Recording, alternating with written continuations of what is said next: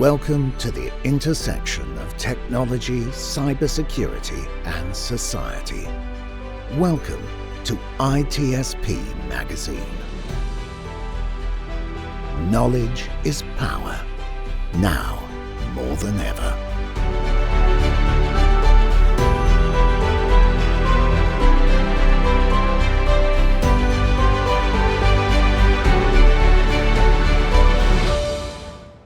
All right, everybody, this is Marco Ciappelli. Welcome to another episode of Audio Signals on ITSP Magazine.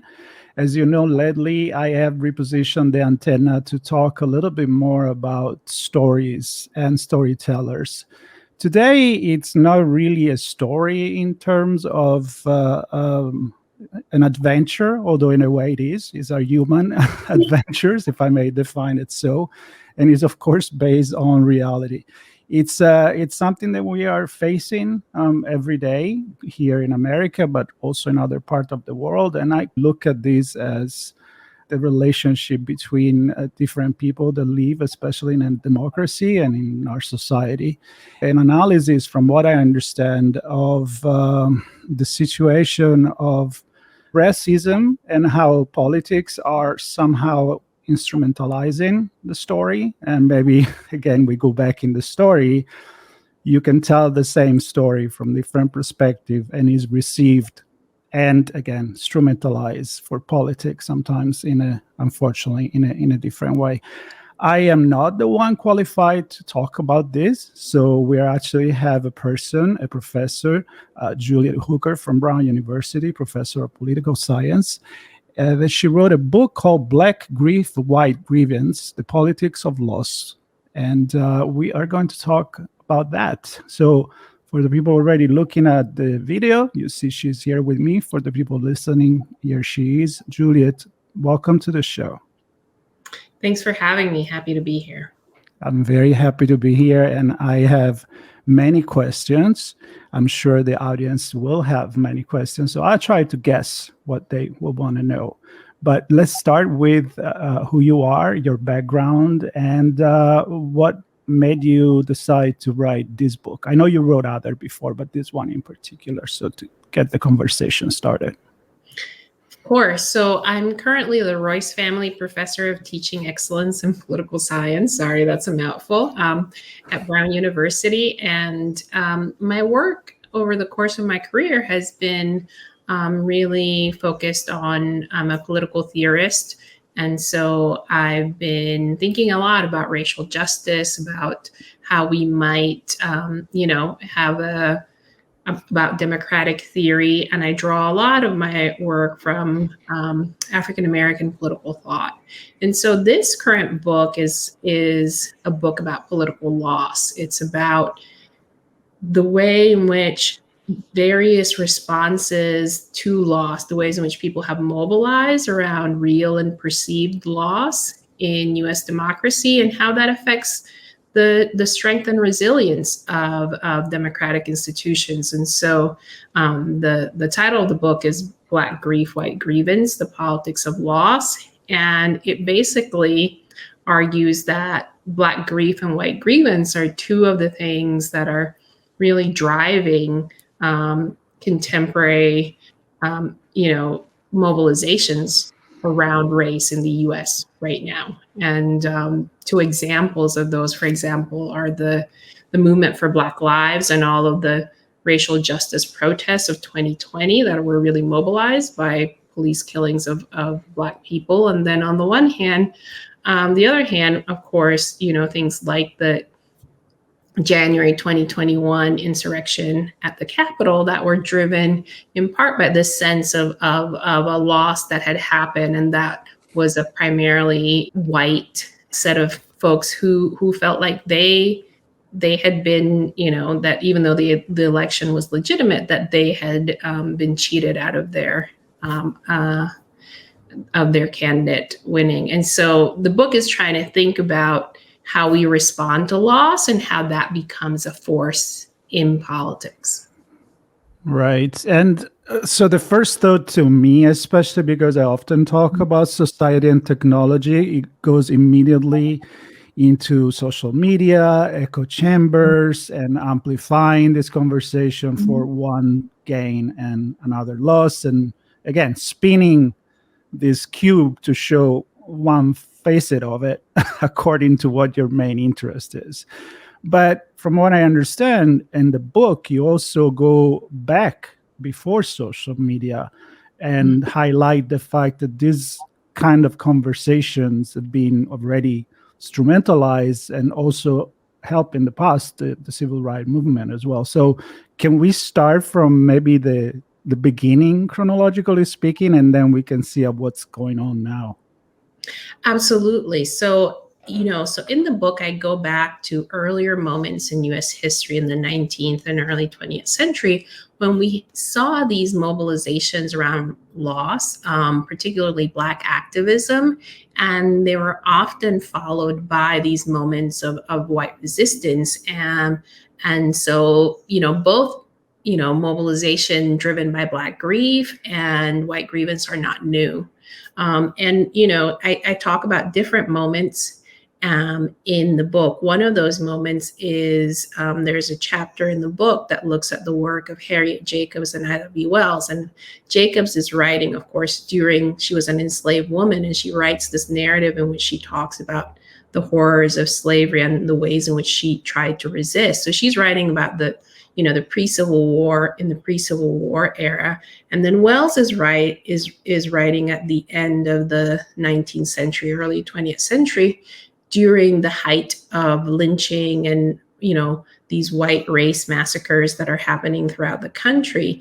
And what's really fascinating, I think, in thinking about, the use of technology is that Wells is one of the first people to start using photographs of lynchings to try to impel people to oppose these horrible spectacles where the lynching photographs are a really interesting artifact because they're not taken as evidence that the lynching happened. They're taken as souvenirs. And so people are taking these photographs and smiling and taking them as a memento of these horrible moments of violence and racial terror. And she turns that on its head and instead starts using them to prove to audiences that when she's telling them these massacres are happening, that it's true. So that's an interesting moment, right, where this new technology, the photograph, starts to be used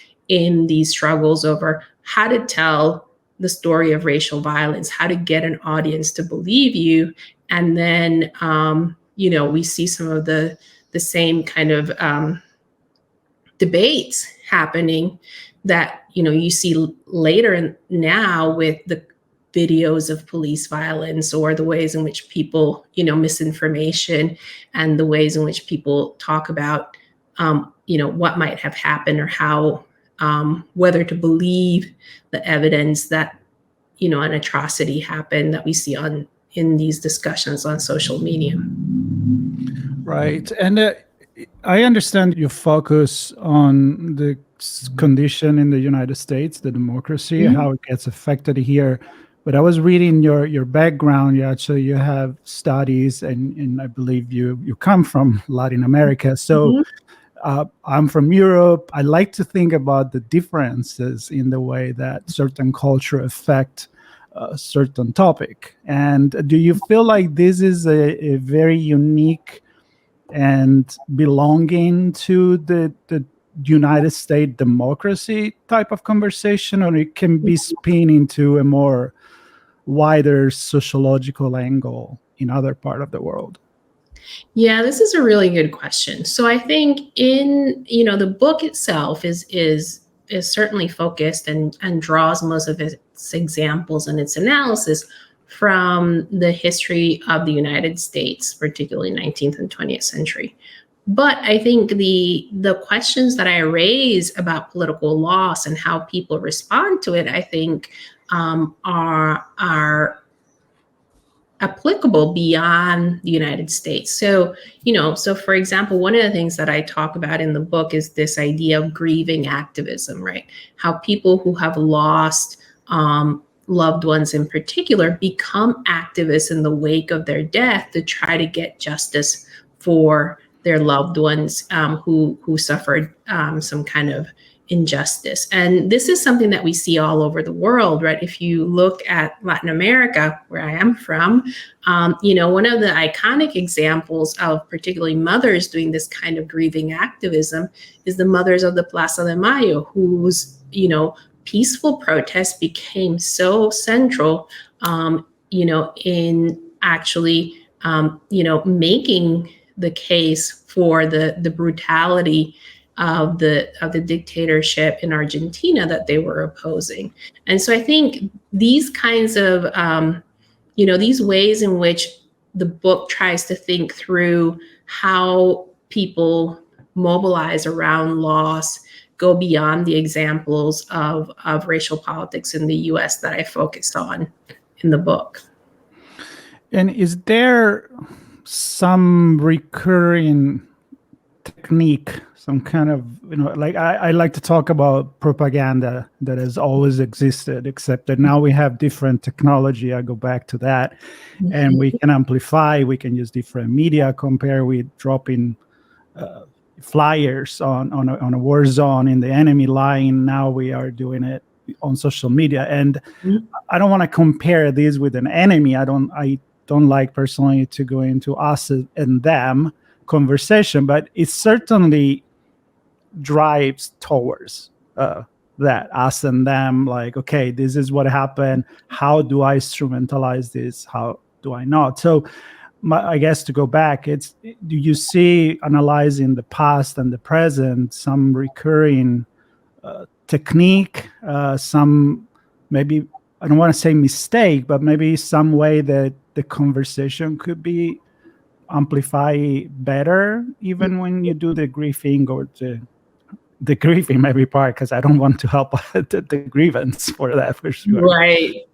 Yeah. I mean, I think, there are a number of strategies that I think we see recurring over time when people are trying to do this kind of activism to make the losses or the injustices that they have suffered visible. One of them is enumeration, quantification, right? So if you think about, when people put out these benchmarks of like 100,000 people have died or 1 million people have died, let's say from the coronavirus pandemic most recently, or how many people have died in war.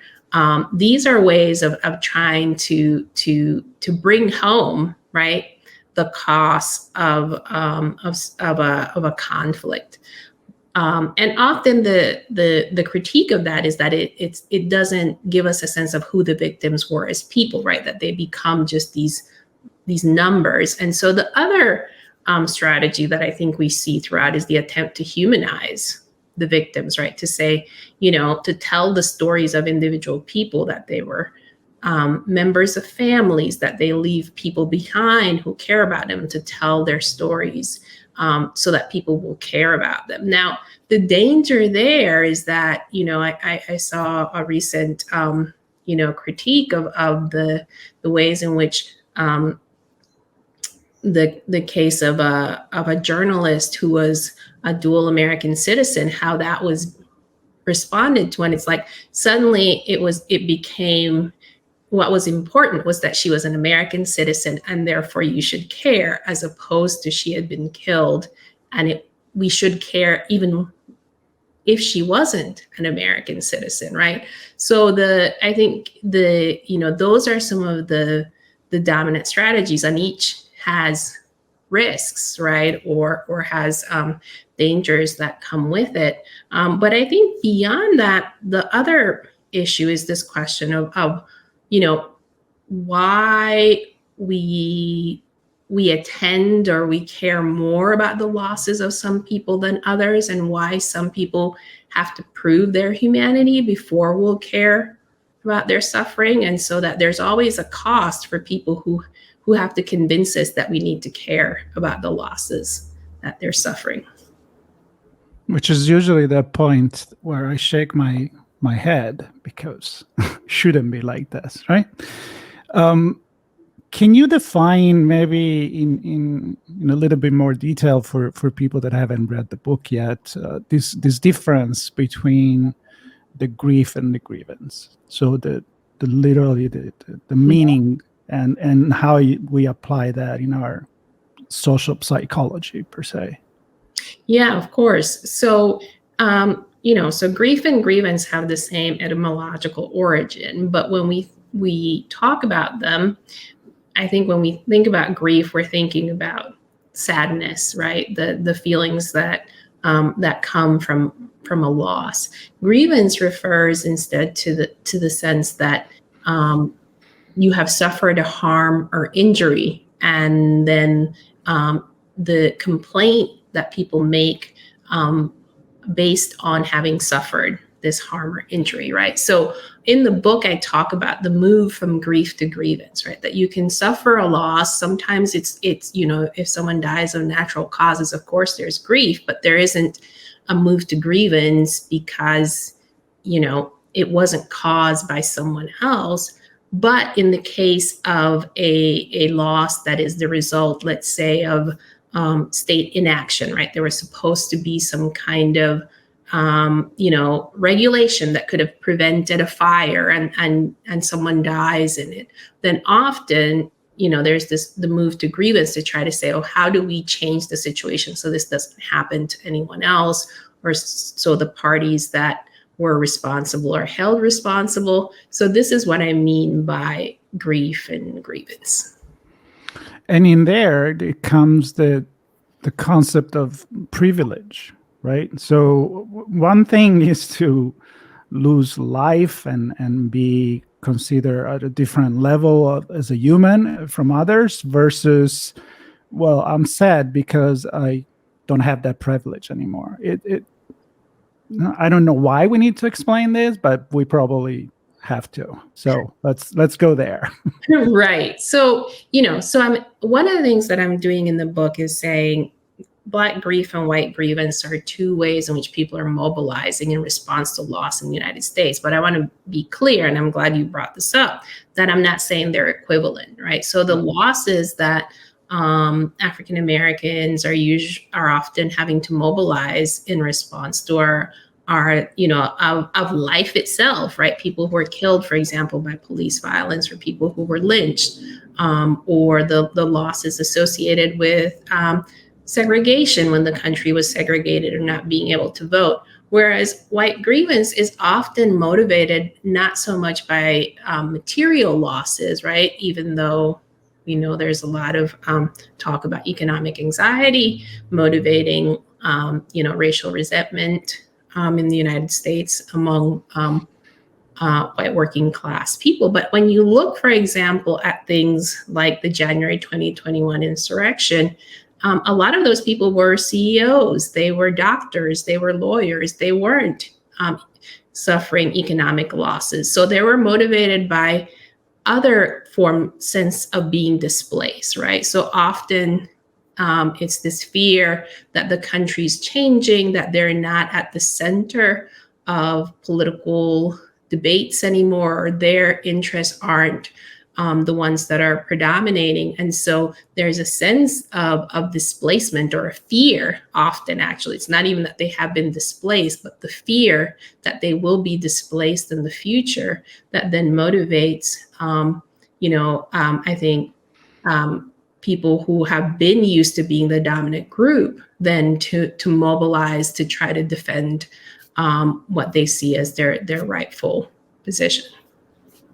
So I think you talk about accepting the fact that, and here we can go in some, as a political science professor, explaining democracy if is needed, where it's not 100%. We're not in the polis of the classic Greek town. We are at 51, so there is always going to be somebody that win and somebody that lose. And I think you make a point in your book where, first of all, we probably in America, we don't know how to deal with that. We don't know how to accept it, maybe more than in other places, maybe.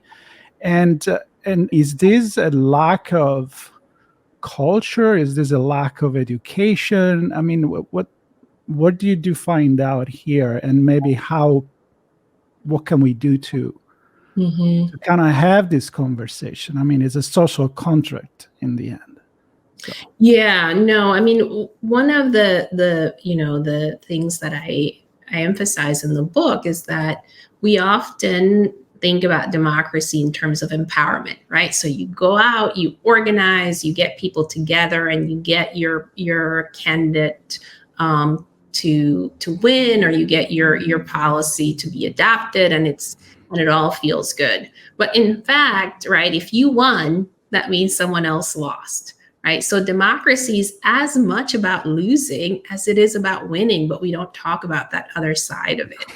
And this is, I think, what we see is that when you have I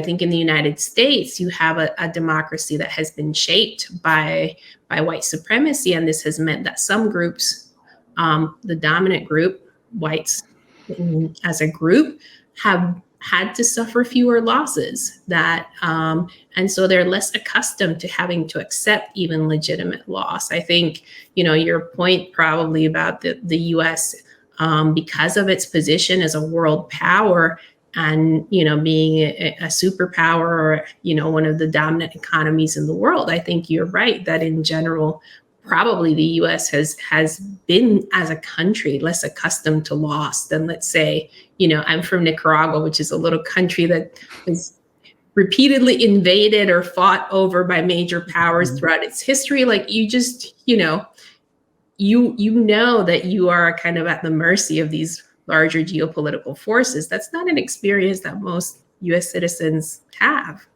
No, it makes sense.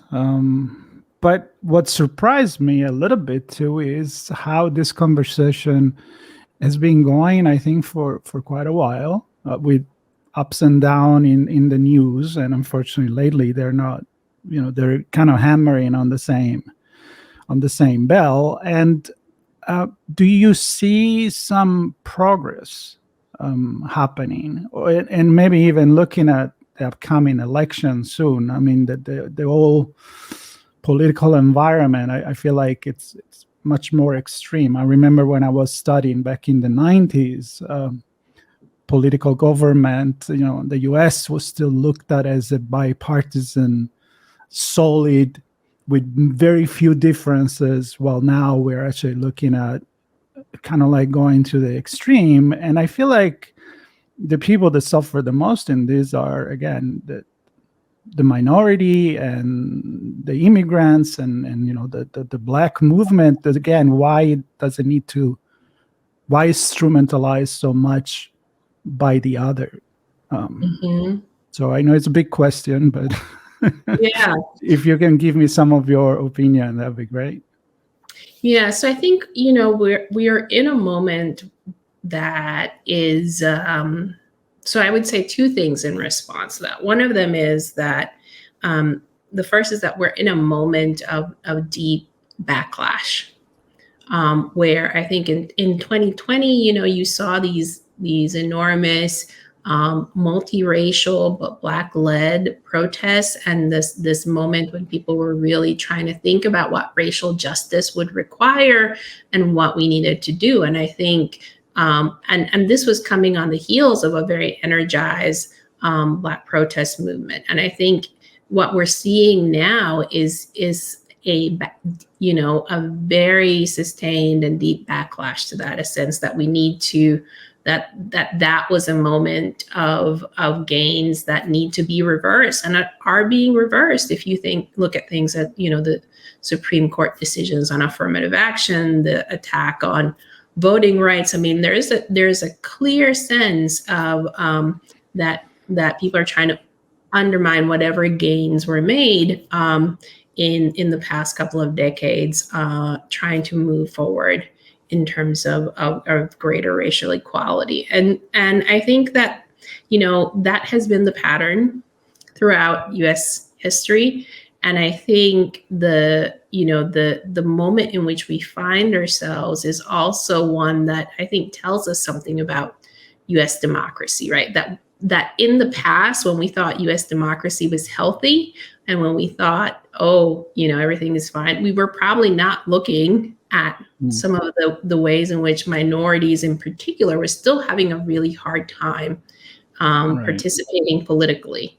And so from the perspective of maybe the dominant parties, I think, or was there a smooth handover of power, things of that sort. It seemed like it was healthy, but when you looked more deeply, there were always these issues that had never been resolved and continued to undermine U.S. democracy. And I think now, unfortunately, one of the major parties has become a very right-wing, radicalized party, and we find ourselves in a moment when a lot of them are unwilling to accept that the wins of their opponent might be legitimate, and so they're willing to dispense with democracy for the sake of not having to share power. And that's probably the most dangerous thing that could happen for politics. And I think you're right. I mean, history has always been written by the powerful. So I think that's why we are rewriting history lately. And it's not for the sake of rewriting. It's just because to be honest into what really happened and not what have been told us by those that were printing the book. Let's go back to that, right? So talking about the storytelling, I mean, I have to touch before we end this conversation in the role of media and the news in all of this. Yeah, but that's the question. But how much is the media influencing the wrong narrative and what maybe can be and should be done to have an honest view on things?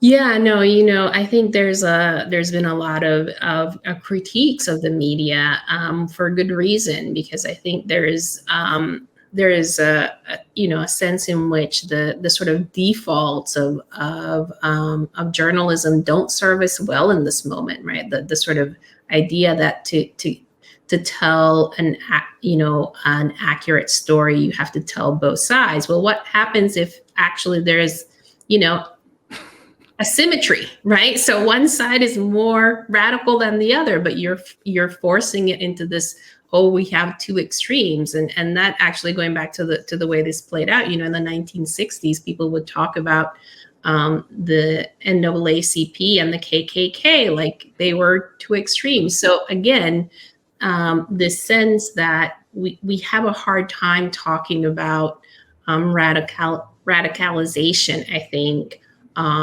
when it doesn't fit into this both sides narrative, and similarly with the way in which people talk about polarization, right? So this sense that the problem is that we're not getting along, or the problem is that we're not working together, as opposed to the problem is that we have, let's say, injustice, and people are calling that out.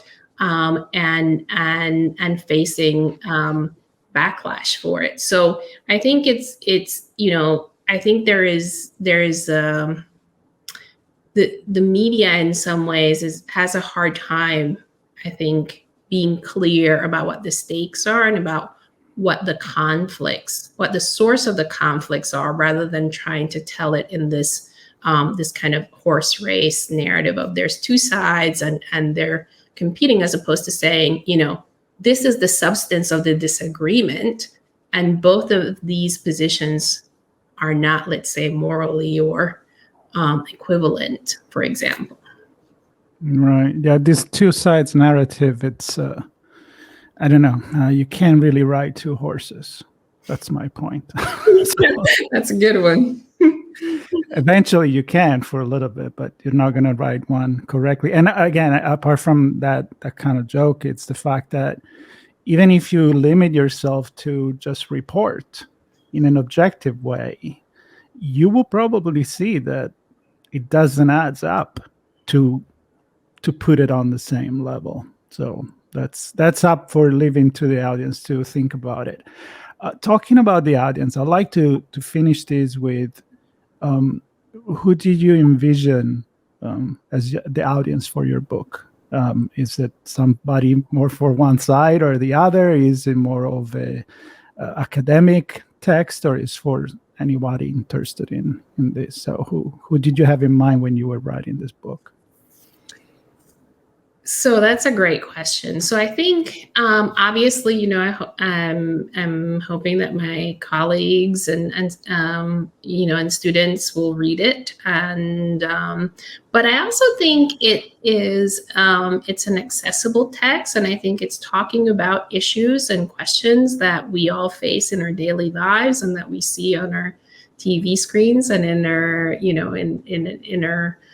in our politics. And so I hope that, folks will find it helpful for trying to think about this moment that we find ourselves in and thinking about, the challenges that U.S. democracy is facing. So I'm hoping that it will be of interest to folks who care about, being a good citizen and how to move forward in the United States. And not only in the United States, it's about understanding. I'm going to close with what I usually say, that if we let the listener or the viewers in this case to leave this conversation with more questions and thinking a little bit more than when they started, I think we did a good job. I'm sure your book does exactly that. I will have links to your profile, to your website, to the book as well. Again, it's just called Black Grief, White Grievance, The Political of Loss. And I want to thank you for your time. And it sure made me think. And I think everybody should inform themselves before jumping to any conclusion. That's always a very good lesson, I think. So thank you again, Juliet. Thanks for having me. All right. Bye, everybody. Everybody stay tuned. Check the book, check the links, and subscribe for more stories that hopefully would make you think. Thank you very much.